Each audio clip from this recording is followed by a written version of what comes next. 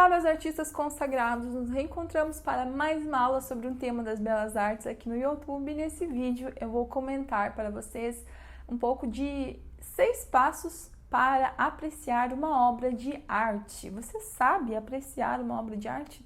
Você consegue aproveitar, absorver informações de uma obra de arte? Ou você ainda fica um pouco perdido e tem dificuldade de organizar o seu pensamento?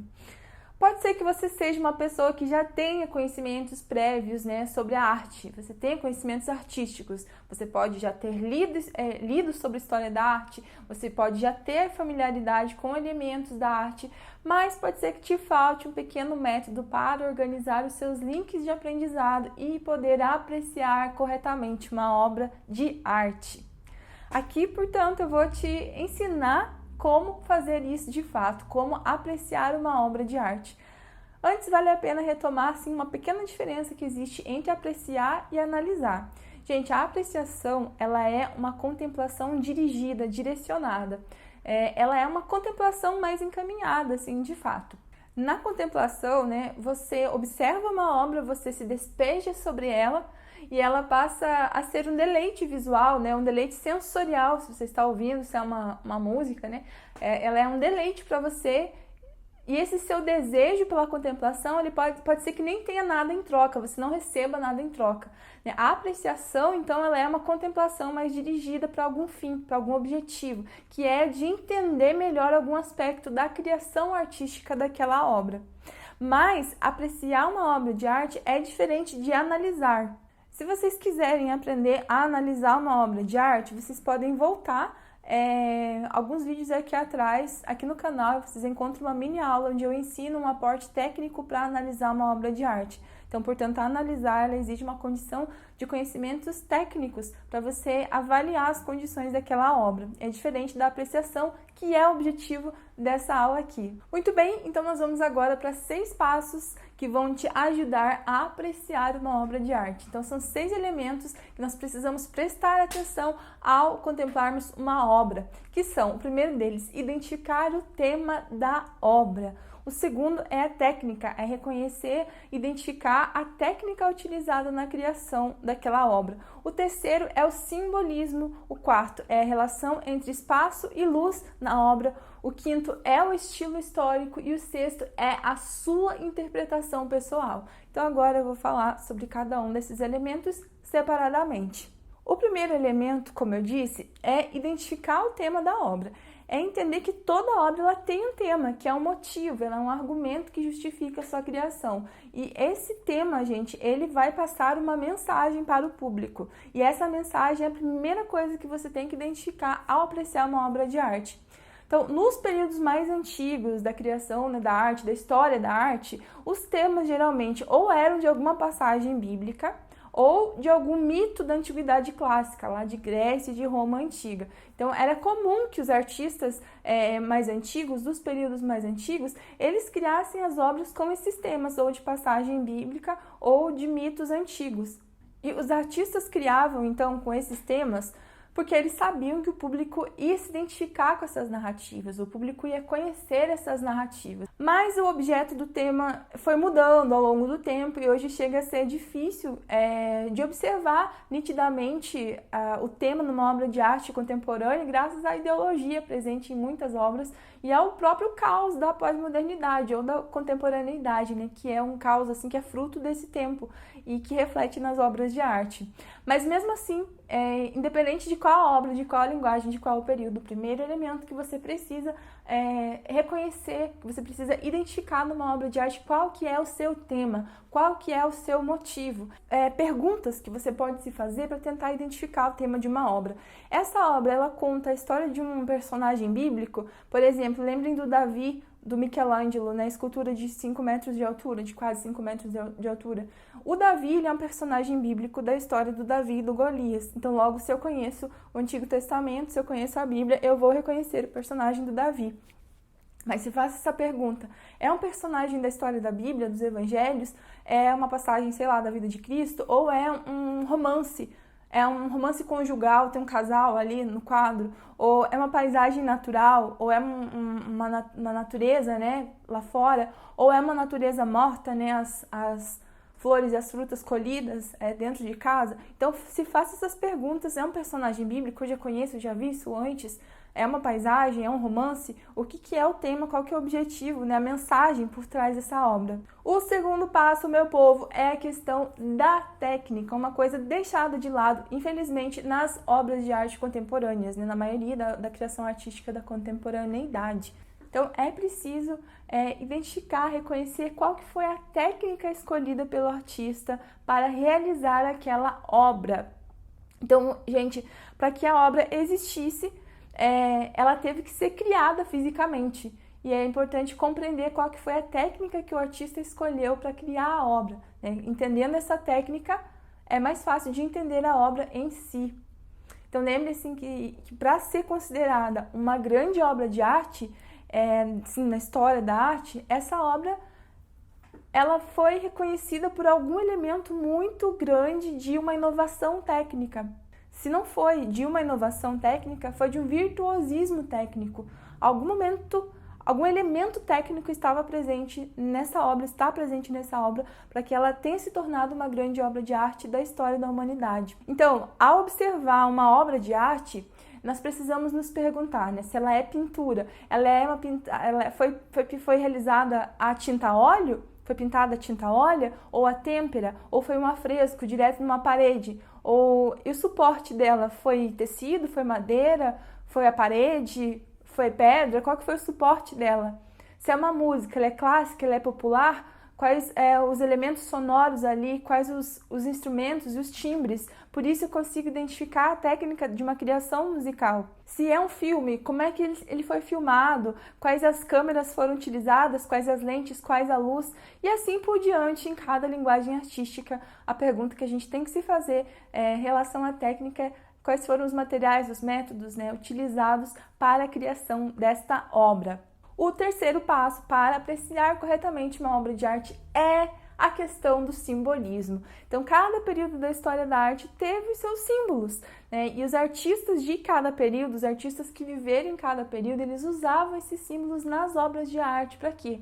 Para que o povo daquele tempo ele pudesse se identificar, ele pudesse reconhecer, né, não só objetos, sinais e símbolos, mas o significado dessas coisas para o seu tempo. Então, ao pintar ou esculpir um símbolo daquela época, o artista ele mostrava algo mais profundo por trás disso, algo que significasse mais para aquelas pessoas. Então pode ser que num quadro, numa pintura, que tem uma família tendo uma refeição sobre a mesa, né, na mesa assim, e lá tem um objeto em cima da mesa, pode ser que aquele objeto tivesse um significado mais profundo para as famílias daquele período, por exemplo. Então a questão do simbolismo, ela vem se firmando, mas ela vem mudando muito durante toda a história da arte, principalmente da modernidade para cá.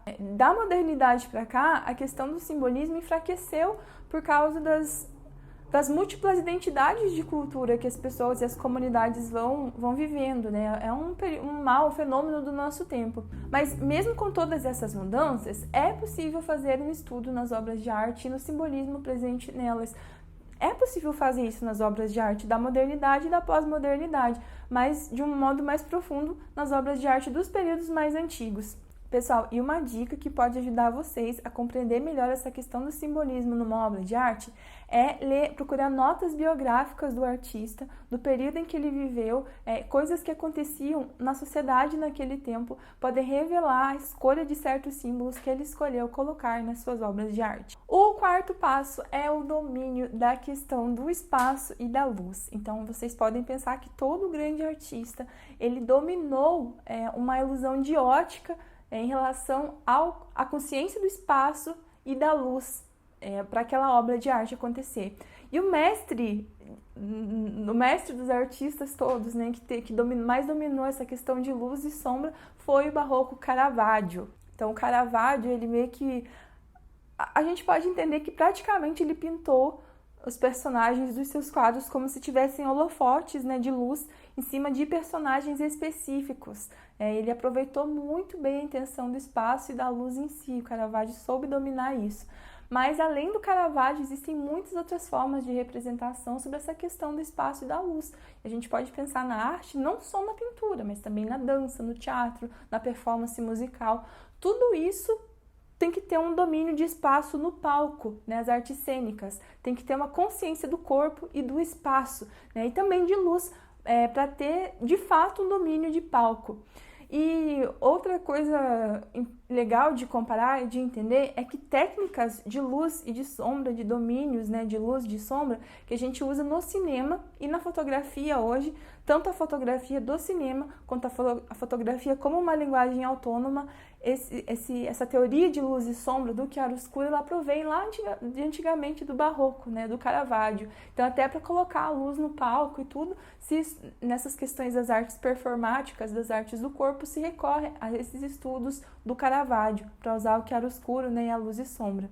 Então, só para revisar aqui, os grandes artistas, eles tiveram um domínio da questão do espaço e da luz. E para a gente observar uma obra de arte, apreciar ela corretamente, é interessante observar nela a distribuição espacial, a distribuição do espaço e a distribuição da luz nos personagens, na coisa toda. Se é uma arquitetura, gente, também teve essa relação de luz, né, e de espaço. Se é uma arte cênica, uma arte performática, né, se é a música, a gente pode ver numa linguagem poética, mas a gente pode ver elementos de mais luminosidade numa peça musical também através do som. Então, em todas as linguagens artísticas existe essa questão do espaço, do tempo, né, administrado numa cena. O quinto e penúltimo elemento para apreciar uma obra de arte, meus artistas consagrados, é a questão do estilo histórico. Quem é meu aluno do Clube de Estudos Artísticos ou do curso Segredo Admirável da Arte Católica sabe que eu vivo falando insistentemente sobre a importância de estudar a história da arte. E aqui, vamos falar mais uma vez disso aqui agora, né? Porque cada período histórico, ele desenvolveu um estilo diferente que pode ser reconhecido nas obras dos grandes artistas do seu tempo. Por exemplo, a gente pode reconhecer uma semelhança entre todas as pinturas renascentistas, entre todas as esculturas barrocas, entre todas as iluminuras da Idade Média, entre todas as pinturas da Escola de Flandres. Não são feitas pelas mesmas pessoas, mas você reconhece semelhanças nelas, assim como nas catedrais góticas, né? Então, cada exemplo desses que eu citei, de estilo de criação, de linguagem artística, tem semelhanças reconhecíveis, e isso se deve ao seu estilo histórico. Então, se você vê uma igreja gótica, uma catedral gótica lá na França, e depois você vai ver uma catedral gótica lá em Portugal, embora elas tenham um delay de tempo, você vai reconhecer semelhanças. Você vai entender que elas são catedrais góticas, né? Elas têm referências de estilo. E o estilo ali não se faz isolado, gente, numa única linguagem da arte. Ele vai despontar em todas as criações artísticas, né, de cada período, como o exemplo do Barroco. A gente observa um jogo de contraste do claro-escuro que eu acabei de falar, tanto na sonoridade das músicas do Bach, quanto na arquitetura, que sempre era escura, mas tinha as claraboias, que tinham pontos de luz, quanto nas esculturas, quanto na pintura, que tinha esse jogo de luz e de sombra. Então, é um estilo artístico que desponta em todas as obras, né? Esse jogo de contraste do chiaroscuro e do barroco, ele desponta em todas as obras de todas as linguagens artísticas, não somente na pintura. O estilo histórico, portanto, ele vai aparecer em todas as linguagens da arte. E por último, o sexto passo, portanto, é a questão da interpretação pessoal. Isso varia de pessoa para pessoa, mas essa interpretação pessoal ela pode ser boa ou pode ser fraca. E aí, meus caros, o que vai mandar é a formação do seu repertório pessoal, ou seja, a formação do seu imaginário. Eu quero voltar aqui para o livro da Holly Wardway, o Apologética e Imaginação Cristã, que eu prefaciei recentemente, onde a autora ela fala que a nossa razão ela depende diretamente da nossa imaginação, ou seja, se nós não temos repertório criativo no imaginário, eu digo que com as minhas palavras, a pessoa é uma pessoa burra. Uma pessoa que não tem repertório criativo é uma pessoa que não tem inteligência. Então, se a nossa razão depende da imaginação, quanto mais formado o nosso repertório criativo, melhor será a nossa compreensão racional das coisas. Então, não se sinta ofendido caso o seu repertório ainda não está up, né? Então, você pode corrigir isso, você pode melhorar isso, né? Você pode ampliar o seu repertório de referências. Isso você faz assistindo bons filmes, lendo bons livros, pesquisando sobre pinturas, sobre esculturas, ouvindo boas músicas de períodos diferentes, de períodos mais antigos da história da arte, né? Eu já disse sobre ler livros, mas é que, gente, a literatura, ela é meio que a base, assim, ela é fundamental para a gente conhecer outras narrativas de cultura, né? E reconhecer esses símbolos, esses significados que nós falamos aqui também em diferentes histórias. Então, ler livros de literatura são uma boa base para formar um repertório criativo e conseguir interpretar bem as obras de arte. Sem contar também que outra coisa para ler além da literatura são os livros de história da arte, ou pelo menos se familiarizar com pinturas, com obras da história da arte de diferentes períodos. Para isso você vai ter que ter uns livros de história da arte, né, para ficar folheando, se familiarizando com as obras de arte de cada período também.